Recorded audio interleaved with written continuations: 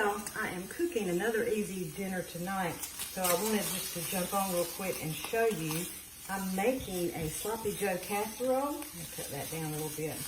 And I've got some hamburger ground with some peppers and onions.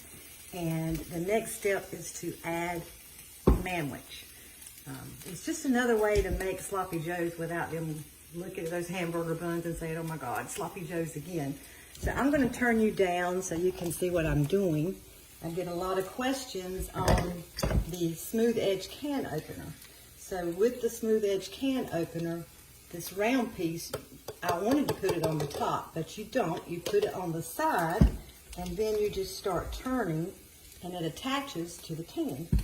So you go all the way around, and once you go all the way around, you'll feel it release. So when I feel that release, I'll know that I have been all the way around the can. Okay. Then you just take the handle on top, twist it counterclockwise, and it releases. There's a little claw on the side right there, and the button on this side pushes that. So I'm going to put that on the lid, and then I just lift it up, and it removes the lid with a smooth edge. And you can walk right over to the trash and throw that in, but for now I'll just sit it right here. So I'm going to pour the manwich in with the hamburger.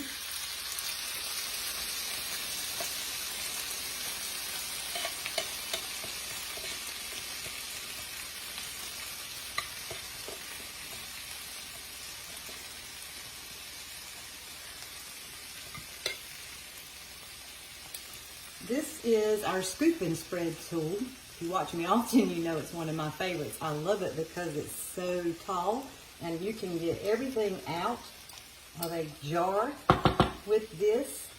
And it's called scoop and spread because one end has a scoop that I was using, and this end spreads and has a little serrated blade so you can slice.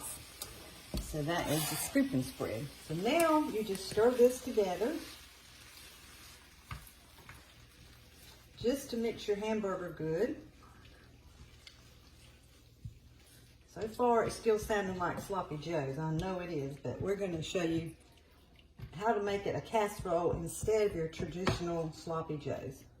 Now the next thing it called for was Vita Cheese, and I didn't have a block of Vita Cheese, but luckily my grandson loves cheese slices. So I stacked up some cheese slices and just cut them up. You can see the little slices that I've done. So I made my own Velveeta cheese slices. And I'm just going to place this around and let it melt.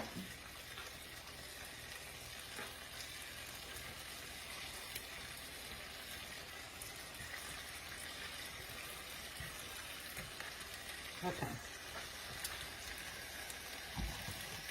So use what you have. If you don't have a chunk of Velveeta, and I did not, I'm going to just use my cheese slices. I'm going to cut it up a little bit more so it'll hurry up and melt. The only other step we have left is to add pasta.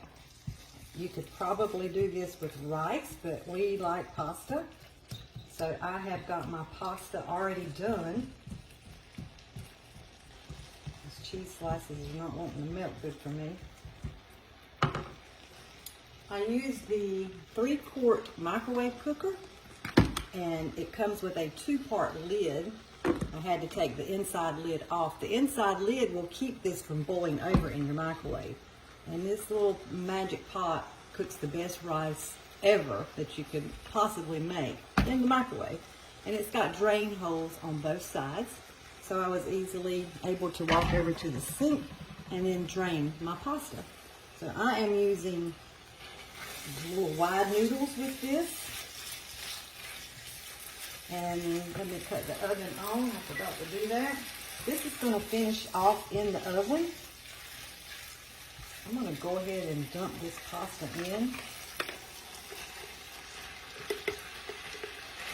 After all this is stirred together, I've got some Colby Jack cheese shredded over here. I got some big shreds. I got it out to make sure I have enough. And then all I have to do is top it with more cheese, that Colby Jack, and put it in the oven at 350 degrees to just bake until the cheese melts good on top, because everything else is done. But we all have picky eaters in our house, and most of all the children love manwich. They may not be a fan of the peppers and onions, but I've got them diced really, really small, although I don't have a picky eater here with me tonight.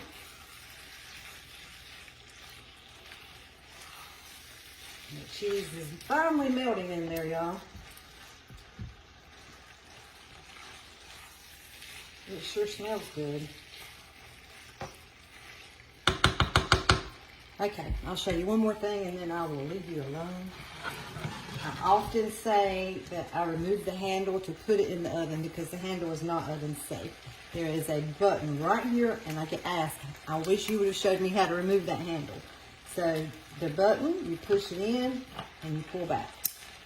And that is it right there. See that little button? You just push that button in and slide the handle back. And you do the same thing to put it back on.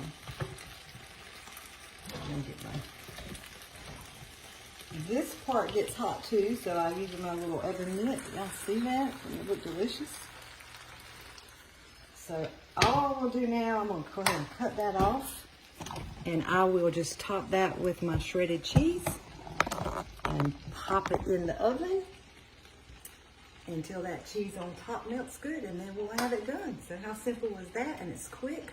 I love one skillet meals, and I love that this frying pan, the cookware, serves as bakeware also. So I only have to dirty one pan to do this. I didn't have to put it in a casserole dish to bake it. So I will take pictures when it's done so you can see what it looks like, and I'll post that at the end of this video, and I'll put the recipe in comments for you.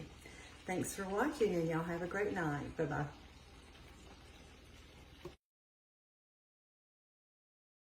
Okay, it's all done. Sloppy Joe Casserole. It smells delicious, and again, you could make it with rice if you prefer, but I like it with pasta. It's quick and easy, and everyone loves it.